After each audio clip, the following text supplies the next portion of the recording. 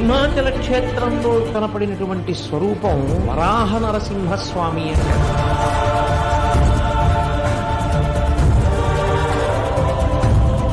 హిరణ్యాక్షుణ్ణి చంపినప్పుడు ఉన్నటువంటి వరాహ స్వరూపం,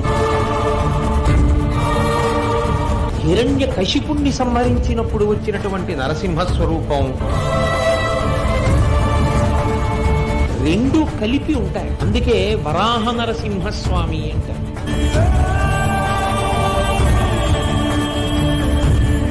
మిగిలిన రోజులన్నిటా కూడా నాకు చందనాన్ని అలదండి, అక్షయ తదియ అంటారు. ఒక్క ఆ తదియ నాడు మాత్రమే గంధమంతా ఒలిచేస్తే నా నిజరూప దర్శనాన్ని ప్రజలకు ఇస్తాను. ఆనాడు భక్తులైనటువంటి వారు ఎవరు నన్ను దర్శనం చేస్తారో వాళ్ళకి నా దివ్యమైనటువంటి అనుగ్రహము లభిస్తుంది.